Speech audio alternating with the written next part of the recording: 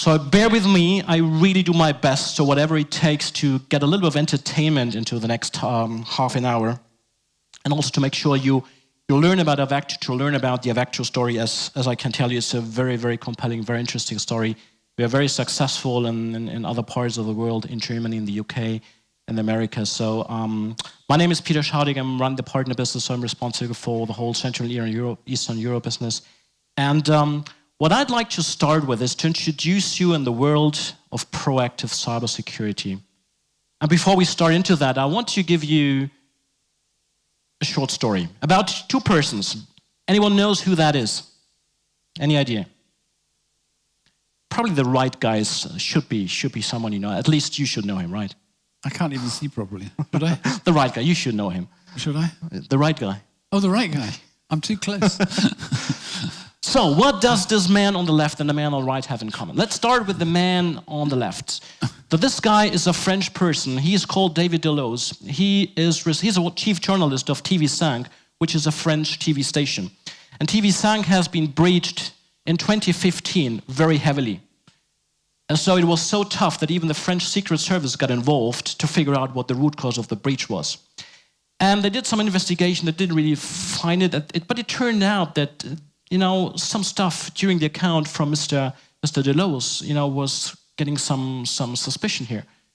And they found out a tape, an interview of this gentleman on his desk or at his desk, and look at this. He had all of his password credentials on his screen, and they were used for this tough breach. So nothing special, just a password. But the tough thing is here, what the hackers were able to achieve with that. Okay? So now go back to Prince William. I call it the Facebook dilemma because 2012, he was a soldier in the 1,000 military base of England, and he was posting a picture on Facebook, and guess what? You probably bear it here in the back. On this picture, the whole login details of the military bases were published. Can you imagine that? So that's the starting point.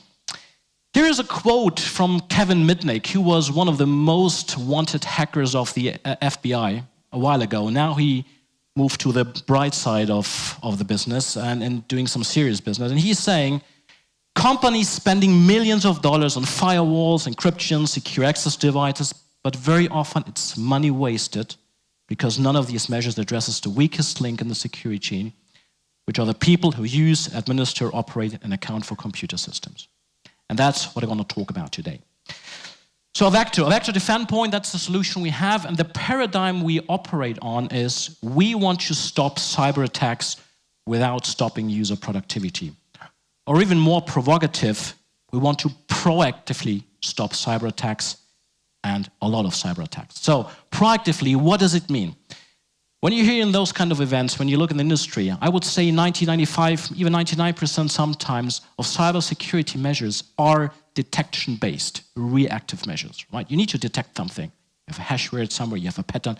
So your classic anti-malware system wants to detect something. We don't do that. Just bear with me for a while. We don't do that. We are a proactive engine. We are securing you from ransomware, espionage, insider threats, social engineering, a whole bunch of things. And how we're going to do that, I'm going to talk about now. In the example I was just showing with the two guys, what they had local admin rights on their system. So even on the military bases, every PC was having local admin rights on the endpoints. And Gardner says the common misconception on the planet is that a user with local admin rights can do little harm, even no harm, and that administrative actions taken at the endpoint are only isolated at the endpoint itself. And this is the truth. Neither assertion is true. So I have 7 magic questions for you to answer to do a little bit of entertainment after a break. So my first magic question is, what can you do with local admin rights and how can you do harm? And a few things. A local admin user account has the keys to the kingdom. If you believe it or not, you can do a lot of things. Consider the example of Mr. Deleuze. Because what they can do at the moment where a hacker access or gets control over your local admin rights, he can do all of this. And this happens with WannaCry, with Petya, Rabbit, Bad Rabbit, you name it. A few examples. You can change registry keys. You can take control of system services. So, for example, you can even disable or interfere with any kind of security products you have running, antivirus, firewalls, whatever. You can take ownership of files and folders. You can even manage certificates for the local machine, which is a typical attack vector for phishing or man-in-the-middle attacks. Once access your computer by local admin rights, you can use port scanning tools to capture network traffic, allow the potential of finding vulnerabilities on your system. You can go from admin to systems. I don't want to go into details, but the technology folks among you know exactly what I'm talking about. You can install and uninstall any application or patch. You can cover tracks. You can manage and create your own users, even temporary accounts. That's what many people do.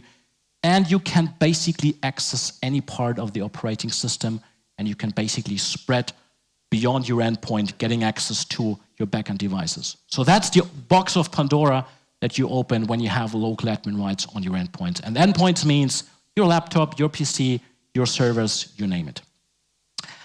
So local admin rights, and that's my key message, is one of the key attack vectors abused by a large variety of cyber attacks, and we want to get rid of that. And how are we going to do that? That's what we're going to talk about. So magic question number 2. What will happen when you remove local admin rights or switch to a standard user context on your devices? I just give you a few examples, but you probably know some of them. The key challenge you have when you work in a standard user context is not only what you can't do anymore, it's only what you still can do. A few examples. Users can't do, at the moment you take away the admin rights, they can't do the basic things. They can't even change date and time. They can't even do network connection. No, just the basic stuff. It's not going to be possible.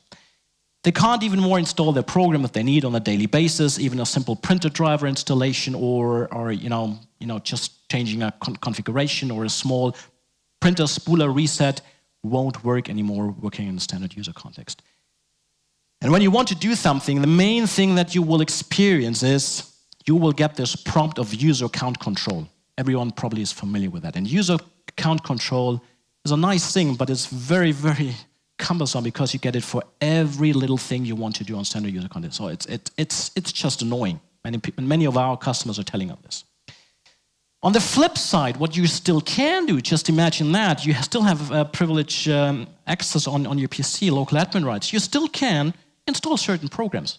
So for example, if your company decides they want to make a hardened browser for internet surfing, they do a lot of stuff, hardening your Internet Explorer, but you think, I like Firefox, I like Google Chrome, you go, install it. They will tell you that you can't do that because you're only a standard user, but they will give you a nice vector and allow you to install in the local directory. So you still can do that. Can you believe that? It's true. If you think that you want to store some document in the cloud, but your company says, I don't want my documents leave barriers, you still can install your cloud storage platforms like OneDrive or Dropbox. It's still possible because it kindly asks you to install into your local directory. And you can run portable apps. So portable apps don't need local admin rights. And local and portable apps are a key attack vector we're seeing being abused by a lot of kind of attacks. So the approach is return the keys to the kingdom. We don't need them anymore. So when you remove local admin rights, you remove threats immediately, a lot of threats, and you achieve the concept of least privilege. So you give every user the privileges he needs to get his job done. And come back to the example of what you still can do. In those cases, you need to make sure you're able to control your applications and you control your processes you run on your devices. So this is the magic combination of making endpoints secure. We also see that concepts by industries or analysts as they advise, and this is just examples, a lot of them, including GDPR, which is a key theme here as well, what we're doing. ISO 27001, Microsoft, Gartner, SANS Institute, you name it, all of this saying more or less the same thing. If you just implement those 4 strategies, like application whitelisting, reducing your admin users, make sure you do a proper patching of your operating system and your application, just by those 4 measures alone, you achieve minimum 85% of your cybersecurity threats that you mitigate. It's a big number. This is basic fundamental security we're talking about. Just take the Microsoft example. Maybe some of you are familiar with what we call the Microsoft Vulnerability Report. Microsoft issues that every year. They offer a paper where they issue all the vulnerabilities they have. If you deep dive into the document, you will figure out that 95% of all those vulnerabilities can only be used or abused if you have local admin rights. Other way around, remove them, you close almost all of them down. So that's the major attack vector. And we talk a little bit about application whitelisting and reducing admin users. So let's come to magic question number 4. Why attackers are still winning? And just put yourself into the shoes if you want to harden your company, the IT of your company. What you do, let's just take this switch here. You want to switch from 0 security or from unmanaged system to a maximum security, well-logged, well-managed systems. So what you do, according to what I just told you, is you start to enforce strong security configuration and controls. You ensure that applications, operating systems are fully patched. All good stuff.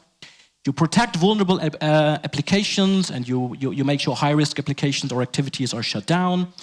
You stop unknown or unapproved applications from running. And finally, you remove local administrative rights to achieve these privileges. So then you're good. Great stuff. Here comes the problem. Users moan because they require freedom. They want to have a consumer-like experience. You want to maintain system stability and uptime, user productivity, efficiency. Your users will come and say, shit, this is bullshit. I can't work anymore. I want flexibility to run everything I need. I want to run all the application I want to run because I'm used to do it. And finally, I want to control my endpoints, and I want to install software, whatever I need. And then what happens? You're back to 0% unmanaged. That's the problem we have. So talking about whitelisting, talking about removing privileges is easy, but how to manage this? And this is question number 5. Sorry, not 4, this 5. How Avecto can help you to manage this dilemma. We call it the impossible compromise, or the endpoint security paradoxon, because at the end, what you want to do, you want to balance user experience with security. Let's take the examples. You focus on user experience. That means you give all your users local admin rights. In that case, you're completely underlocked, but everyone can do whatever they want, because if they don't do that, then the perception is people can't do their job properly. But you have a security problem, because as I said, it's a key attack vector, right? And whenever something happens, your IT cost is going up because IT needs to deal with it. So companies go and do the other extreme, and they go to the overlocked mode, and they basically take away all the standard user accounts. Because then they've been told giving admin rights is professional negligence. The problem is, as I said, people can't work anymore. It's tough, it's difficult, right? And then the support cost is increasing again because IT gets a call every second for, I need to install this, I need an exception here, blah, blah, blah, blah. And what are they doing? They give sometimes back the local admin rights because they can't manage it. And that's exactly what we're doing. We bring those two objectives into the balance. So balance security with user experience. And that's an easy job if you do it in the right way and if you have the right solution for that. So let's talk about our approach, the proactive defend point approach, the proactive Avecto defend point approach. So basically the whole solution consists of a couple of shells or layers. Let's start with the first layer, which is the layer of privilege management. What we help you to do in the first stage, from day 1 onwards where you install the solution, you're able to have 0 admins across your entire business. Even your toughest and most intelligent administrators or developers, they don't need local admin rights anymore. And I know this might be, this is a guy smoking something, what he's telling you. That might be probably the reaction, right? Because I know many people tell you this is not possible, but I tell you it is. So we help you to achieve the concept of least privilege. We combine that with the layer of application control, or what we call pragmatic whitelisting. It's not just a whitelisting, it's a whitelisting, gray listing, and blacklisting. It's a combination. And we do it pragmatically. So in all the cases where, the in the examples I was telling you earlier, where people are still able to install certain applications, we control that on that application control layer. And the important thing here is that we assign privileges to applications, to tasks, and to scripts, but never, ever to users. That's the magic we do.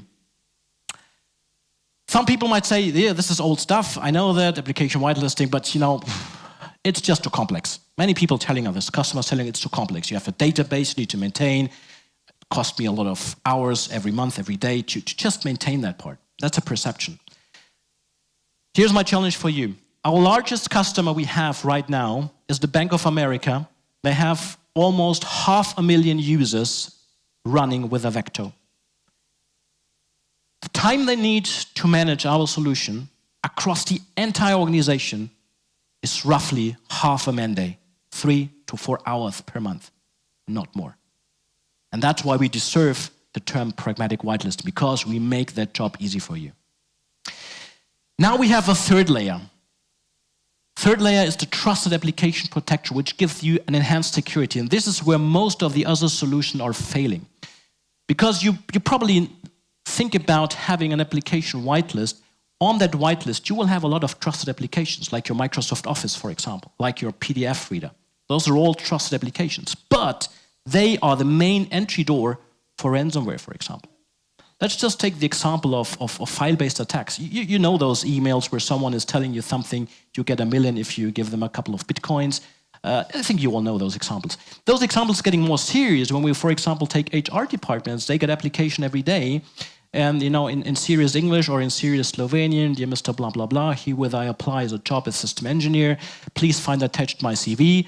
What is the poor lady in the HR department doing? She is clicking on it. Because? Yes, because it's her job. What happens? If there is a malware, you click on it. It's a trusted application. It's a PDF document. So it's whitelisted. But we here at this stage, we just look into that because we don't allow any kind of child process in the trusted application to be executed. And once again, we don't care about how it's looked like. We just close the door. We are proactively closing the door. And whether it's a PowerShell script, whether it's a DLL, whether it's a macro, we just shut it down.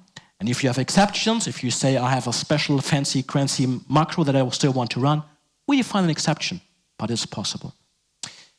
Now we have a fourth layer, which is called Defend Point Insights. It's a reporting tool and an analytics tool that is basically able to scan your whole environment and allows you to do informed decisions. So this is the foundation to adjust your whitelist, for example. It scans what kind of applications you have running.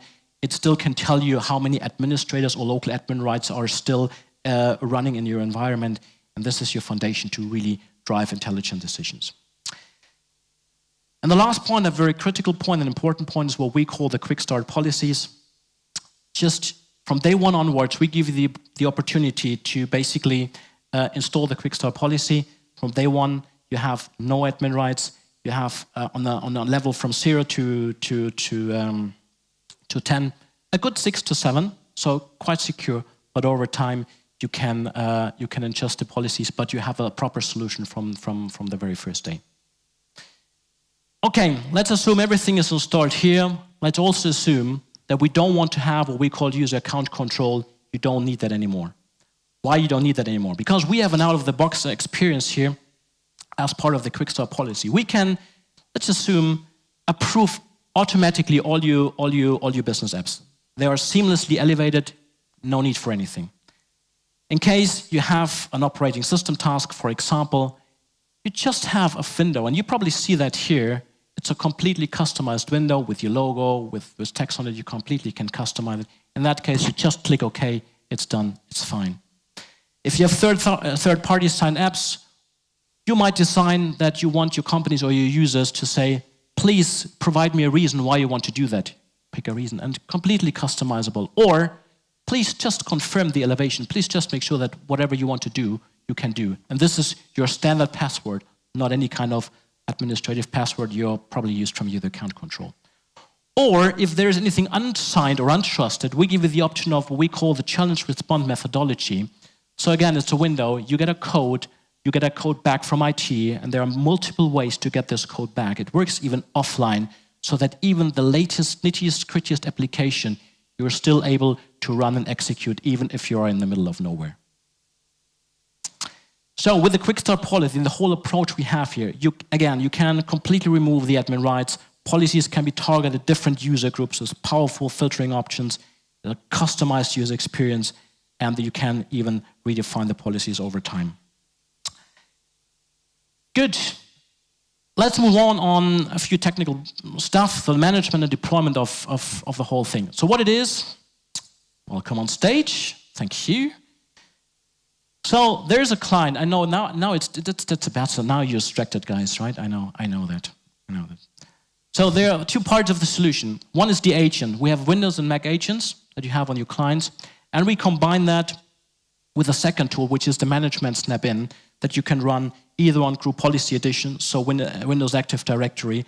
You can also set your policies as part of the McAfee DefendPoint EPO Edition, so anyone who's a McAfee customer here can use Avecto from scratch, fully integrate that into EPO, and we have a cloud solution called IC3 where you can manage your policies completely out of the cloud. And then on top of that, you will find the enterprise reporting, which gives you tools for auditing, dashboarding, and actionable intelligence. So I mentioned McAfee. They are also here at risk. They're a key partner for us. We, last year, were named the Innovation Alliance Partner of the Year 2017. We are completely end-to-end managed by EPO. We completely tied into McAfee Threat Intelligence Exchange like TIE, EXL, and we have a couple of million licenses already deployed globally with EPO. So, coming almost to an end, magic question number 5, how Avecto proactively mitigates attack vectors and how is it different from other detection-based solutions. So, again, let's focus on anti-malware. Anti-malware, what are they doing? They stop you from known malware. Everything that is known, that is what detection-based solutions are doing. If you want to do patching, what are you doing patching against? You patch against known exploits. And here is the point. You have a lot of attack vectors still active. I don't want to go into details here, but just a few examples. Disable, uninstall security software policies, system-wide config changes. That's all still possible because no detection-based software will probably do that. Some next-gen solutions probably will help you a little bit here and there, but still, it's a challenge. So what we're doing, a few of those attack vectors we mitigate by the least privilege, so by the privilege management layer. Some others we mitigate by application whitelisting, and some others will, like the document-based attacks, will be cut out from the trusted application protection. Okay, magic question number 6. What are the typical use cases and do you have references? I can talk hours around that. I think I gave you a few use cases already, how it works, user experience and balancing with security. However, I want to make sure you guys will be there tomorrow as well and join our very interesting session that we have together with the guys from ADD. So Andre Kreut will present tomorrow at 12:25 in the Gala Hall, a very nice customer success story we have here with a bank in Slovenia. So feel free to go into there. Very interesting, good deep dive, and we'll give you another proper understanding of how Avecto is working. And finally, magic question number 7. How does Prince William fit into all of that? I let the answer up to you. I really don't care. We are back to the beginning. Those two gentlemen, and I'd like to introduce you to another gentleman, which is this guy here. So what does this guy have to do with the other guys? So this is the guy who runs a technical demo for you outside. You can't miss it. Whenever you exit, you will just straight bump into our booth. My colleague Hashan Evert, he's our technical consultant, and he's more than happy to present you a technical demo and prove that whatever I told you right now is just not bullshit. It's really true and works. In that case, thank you very much. Have a good day and enjoy Risk. Peter, thank you very much indeed.